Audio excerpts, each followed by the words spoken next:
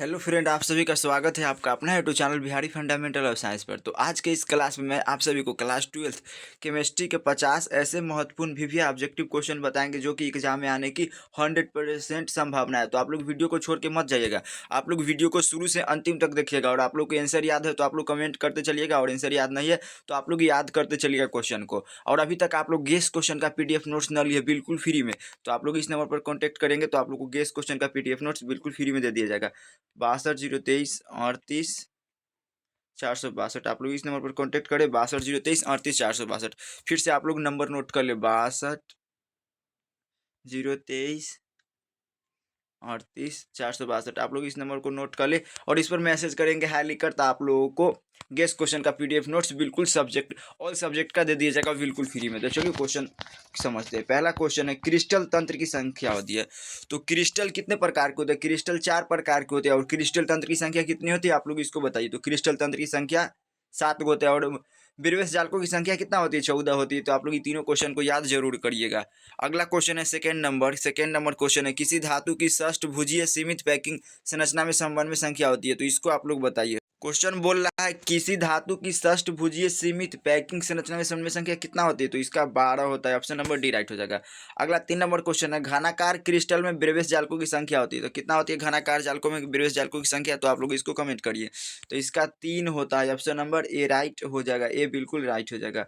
अगला क्वेश्चन पर आते हैं, एक HCP एक कोशिका में परमाणु की संख्या होती है। हेक्सागोनल क्लोज पैकिंग में कोशिका परमाणु की संख्या कितना होती है? तो परमाणु की संख्या कितना होती है आप लोग इसको बताइए। तो इसका परमाणु की संख्या 12 होती है और कोऑर्डिनेशन संख्या 6 होती है 4 का। अगला क्वेश्चन है, BCC इकाई सेल में बॉडी सेंटर क्यूबिक इकाई सेल में मुक्त खाली जगह का प्रतिशत कितना होता है? तो आप लोग 5 का कमेंट करके बताइए। तो इसका होता है 32%। 32% खाली जगह होता है और उसका जो बच जाता है वह रिक्ति होता है। अगला क्वेश्चन है, अंतः केंद्रित घनीय व्यवस्था में रिक्त स्थान का प्रतिशत होती है। तो कितना होती है अंतः केंद्रित घनीय व्यवस्था में रिक्त स्थान की प्रतिशत? तो आप लोग इसको कमेंट करके बताइए। क्वेश्चन आप लोगों के लिए हम छोड़ रहे हैं, इसको आप लोग होमवर्क समझिए और इसको आप लोग कमेंट बॉक्स में कमेंट करिएगा। अगला 7 नंबर क्वेश्चन है। 7 नंबर क्वेश्चन है, निबिड संकुलित गोलों की संख्या n हो तो जनित अष्टक फल के रिक्तियों की संख्या क्या होगा? तो आप लोग 7 का कमेंट करिए। तो 7 का हो जाएगा 2n। आप लोग इसको याद जरूर कर लीजिए, आप लोग को अब समझने का टाइम नहीं है। अगला क्वेश्चन है, अमोर्फस ठोस को क्या कहा जाता है? तो अमोर्फस ठोस को ना आभासी ठोस कहा जाता है, अक्रिस्टल ठोस कहा जाता है और तीसरी द्रव कहा जाता है। डी इनमें से सभी कहा जाता है। तो डी इनका बिल्कुल राइट हो जाएगा, अमोर्फस को कहा जाता है। तो आप लोग का डी राइट हो जाएगा। अगला क्वेश्चन है, 1 मिनट आप लोग रुकिए। अगला क्वेश्चन है, निम्नलिखित में कौन क्रिस्टलीय ठोस पदार्थ है? क्रिस्टलीय जिसको ना बराबर भाग में बांट सकती है और काटने पर एक निश्चित ज्यामितीय आकृति प्राप्त होती है। तो निम्नलिखित में कौन क्रिस्टलीय ठोस है? तो हीरा हो जाएगा ना क्रिस्टलीय ठोस, और बाकी बात कांच और रबर, ये सब अक्रिस्टल ठोस का उदाहरण है। तो आप लोग डी में मत लगाइएगा, ऑप्शन नंबर ए राइट हो जाएगा। अगला 10 नंबर क्वेश्चन है, निम्नलिखित में कौन सी परिस्थिति पदार्थ की ठोस अवस्था के लिए ठोस अवस्था स्थिति के लिए अनुकूल है? तो कौन है? तो आप लोग बताइए। तो इसका तो आप लोग 10 का जवाब दीजिए, आप लोग 10 का जवाब दीजिए। तो इसका ऑप्शन नंबर बी राइट हो जाएगा। निम्न ताप है ना जो पदार्थ की ठोस अवस्था के लिए अनुकूल है। तो चलिए अब 11 नंबर क्वेश्चन पर चलते हैं। 11 नंबर क्वेश्चन है, बेरावादार ठोस का उदाहरण है। तो इसमें से आप लोग बताइए। तो बेरावादार ठोस कौन है? हीरा, ग्रेफाइट, नमक या रबर। तो इसमें बेरावादार ठोस कौन है? तो रबर है ना जो बेरावेदार ठोस का उदाहरण है। अगला 12 नंबर क्वेश्चन है, हवा में जब इलेक्ट्रॉन ऋणावेशित आयन में खाली स्थान को घेर लेता है तो कौन सा दोष होता है? तो कौन सा दोष होता है? तो आप लोग इसको बताइए। हवा में इलेक्ट्रॉन को ऋणावेशित आयन में ना खाली स्थान को घेर लेते हैं तो कौन सा दोष होता है? एफ केंद्र होता है। ऑप्शन नंबर सी राइट हो जाएगा। अगला क्वेश्चन है, यदि हम जर्मेनियम के क्रिस्टल जालक में पंच संयोजित अशुद्धि मिलाते हैं तो निर्मित चालक होगा। तो किस प्रकार का होगा? तो इसका पी प्रकार का होगा, पी प्रकार का। और यहाँ पर 3 को मिलाते ना, यहाँ पर कितना बोला? पंच शुद्धि, यहाँ पर 3 रहता तो यहाँ पर एन हो जाता है। तो आप लोग इस सभी क्वेश्चन को छोड़िएगा मत, इस सभी को याद कर लीजिए, एग्जाम में आने की 100% संभावना है। अगला 14 नंबर क्वेश्चन है, निम्नलिखित में से कौन प्रति चुंबकीय दर्शाता है? तो कौन है जो प्रति चुंबकीय दर्शाता है? तो आप लोग बताइए। तो प्रति चुंबकीय कौन दर्शाता है? प्रति लौह चुंबकत्व। तो प्रति लौह चुंबकत्व क्रोमियम डाइऑक्साइड है जो दर्शाता है। तो ऑप्शन नंबर सी राइट हो जाएगा। अगला 15 नंबर क्वेश्चन है, निम्नलिखित में कौन फेरोचुंबकीय पदार्थ है? तो कौन है जो फेरोचुंबकीय पदार्थ है? तो आप लोग बताइए इसमें कमेंट करके। NaCl हो जाएगा आयनिक, और N2 तो नहीं होगा, वो भी नहीं होगा। तो इसका Fe3 और O4 है ना जो है फेरोचुंबकीय पदार्थ। अगला 16 नंबर क्वेश्चन है, निम्नलिखित में किस प्रकार के दोष के कारण क्रिस्टल के घनत्व में कमी आती है? तो किस प्रकार के दोष के कारण क्रिस्टल के घनत्व में कमी आती है? तो शॉटकी दोष के कारण या फ्रैंकल दोष के? तो शॉर्टकी दोष के कारण क्रिस्टल कमी आती है। अगला क्वेश्चन है AgBr क्रिस्टल किस प्रकार का बिंदु दोष दर्शाता है? AgBr को हम लोग सिल्वर ब्रोमाइड कहते हैं, तो किस प्रकार का दर्शाता है? तो शॉर्टकी दोष को दर्शाता है, शॉर्टकी दोषों का। अगला क्वेश्चन है निम्नलिखित में से किस दोष को विस्थापन दोष भी कहते हैं? तो किस दोष को विस्थापन दोष कहते हैं? 18 क्वेश्चन को आप लोग जवाब दीजिए। तो आप लोग 18 का ऑप्शन नंबर ए राइट हो जाएगा। निम्नलिखित में किस दोष को विस्थापन दोष भी कहते हैं? तो फ्रेंकल दोष को। अगला 19 नंबर क्वेश्चन है किसी ठोस जालक में धनायन जालक स्थल छोड़कर एक अंतराकाशीय स्थान में स्थित हुए तो उसे क्या कहते हैं? तो उसे क्या कहते हैं? तो उसके क्या कहते हैं? तो इसको फ्रेंकल दोष कहते हैं। अगला क्वेश्चन है डैश डैश में धनायन अंतराकाशीय स्थल में उपस्थित रहता है, तो किस में रहता है? तो फ्रेंकल दोष में। ऑप्शन नंबर ए राइट हो जाएगा। तो आप लोग का 20 का ऑप्शन नंबर ए राइट हो जाएगा। तो आप लोग इसको याद जरूर करिए। अब 21 नंबर क्वेश्चन पर चलते हैं। 21 नंबर क्वेश्चन है जब क्रिस्टल में ऋणायिक रिक्तियों वैकेंसी द्वारा इलेक्ट्रॉन को रोक लिए जाते हैं तो क्या तो त्रुटि होती? तो क्या होती? तो ऋणायन को, तो इसमें क्या त्रुटि होती? तो इसमें एफ केंद्र होगा, एफ केंद्र। Option number A right. अगला क्वेश्चन है यदि 18 ग्राम ग्लूकोज को ना 1000 ग्राम में घुलाया जाए तो उस घोलक को क्या कहते हैं? तो उस घोलक को क्या कहते हैं? तो 0.1 मोलर होगा। अगला क्वेश्चन है आदर्श विलयन वह है जो क्या होता है? आदर्श विलयन वह है जो सभी सांद्रताओं पर राउल्ट के नियम का पालन करता है। ऑप्शन नंबर ए राइट हो जाएगा। इस सभी क्वेश्चन को आप लोग याद कर लीजिएगा। अगला है सभी लिगेंड होते, तो सभी लिगेंड क्या होते? तो लेविस भस्म होते हैं, लेविस भस्म। ऑप्शन नंबर बी राइट हो जाएगा। अगला क्वेश्चन है हेनरी स्थिरांक के एच का मान होता है, तो हेनरी स्थिरांक के एच का मान क्या होता है? स्थिर रहता है, ताप बढ़ने पर कम होता है, ताप बढ़ने पर बढ़ता है। तो ताप बढ़ने पर बढ़ता है हेनरी स्थिरांक का मान, तो 25 का हो जाएगा। अगला क्वेश्चन है बिलियन के अनुसंख्यक गुणधर्म का उदाहरण है, तो बिलियन के अनुसंख्यक गुणधर्म 4 प्रकार के होता है, तो आप लोग इसको याद जरूर करिए। तो बिलियन का अनुसंख्यक गुणधर्म क्वथनांक का उन्नयन हो जाएगा, क्वथनांक का उन्नयन। ऑप्शन नंबर सी बिल्कुल राइट हो जाएगा। अगला क्वेश्चन है निम्न में कौन अनुसंख्यक गुणधर्म है? तो निम्न में कौन अनुसंख्यक गुणधर्म है? तो परासरण दाब अनुसंख्यक गुणधर्म हो जाएगा। बाकी वैसे जानता वर्तांक और है जो नहीं है। उसके बाद 28 नंबर क्वेश्चन है निम्नलिखित में कौन सा अनुसंख्यक गुणधर्म नहीं है? तो इसको आप लोग कमेंट करके बताइए। प्रकाशीय सक्रियता है जो अनुसंख्यक गुणधर्म नहीं है। बाकी बात हिमांक का अपनमन, क्वथनांक का उन्नयन और वाष्प दाब का सापेक्षिक अपनमन और उसके बाद परासरण दाब, ये तीनों है जो हिमांक का अपनमन है। और आप लोग इस सभी को सब्जेक्टिव में याद जरूर करिए, क्वथनांक का उन्नयन और हिमांक का अपनमन में। अगला क्वेश्चन है मोललता प्रदर्शित करता है, तो मोललता क्या प्रदर्शित करता है? तो मोललता मोल बटा लीटर को प्रदर्शित करता है। अब मोललता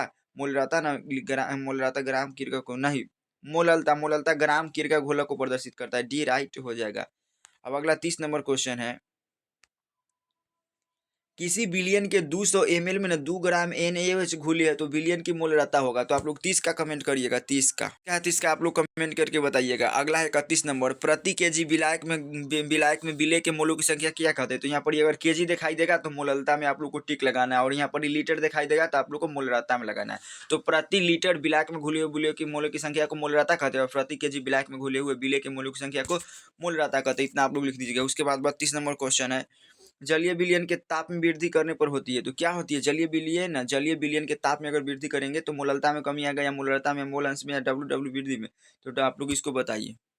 तो इसका ऑप्शन नंबर ए राइट हो जाएगा, मोलरता में कमी होगा। अगला क्वेश्चन है एक बिलियन जिसका परासरण दाब दूसरे बिलियन से अधिक हो तो कहा जाता है, उसे क्या कहा जाता है?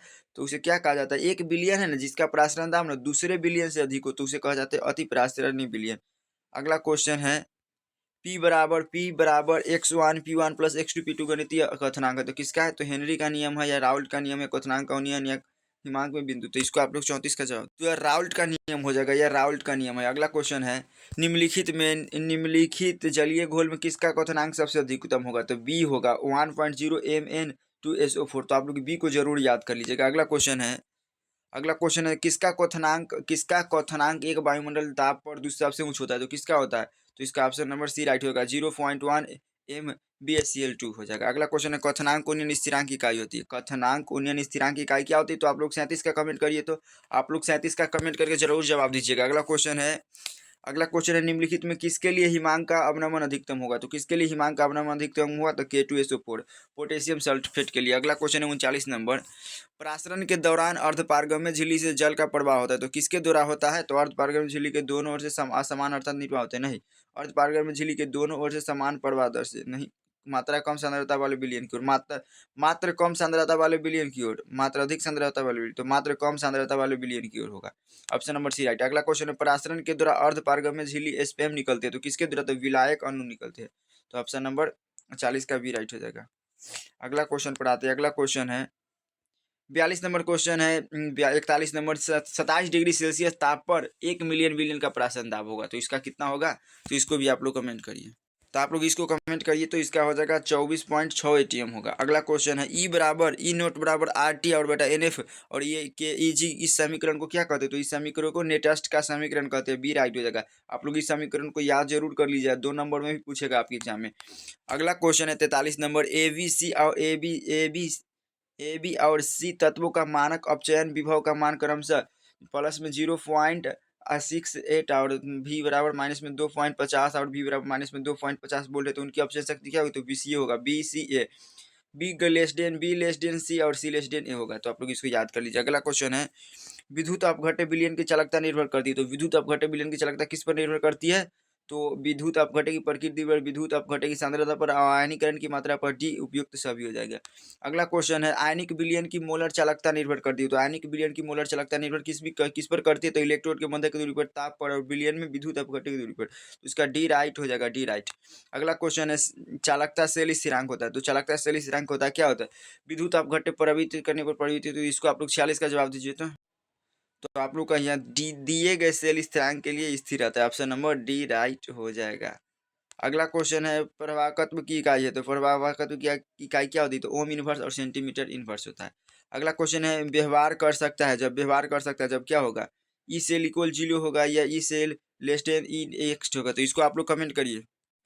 तो इसका सी राइट हो जाएगा, ई एक्स टी और ई सेल होगा। अगला क्वेश्चन है शुद्ध जल में विद्युत धारा प्रवाह क्यों नहीं होता है? क्यों नहीं होता है? तो हानिकरण इतने, तो क्योंकि विलयन अम्लीय होता है, क्योंकि वो क्षार है। तो आप लोग 49 का जवाब दीजिए। तो 49 का आप लोग जवाब दीजिएगा। तो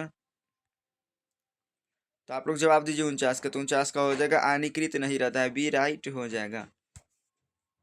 50 नंबर क्वेश्चन है एक फैराडे बराबर होता है 96,500 कूलम होता है।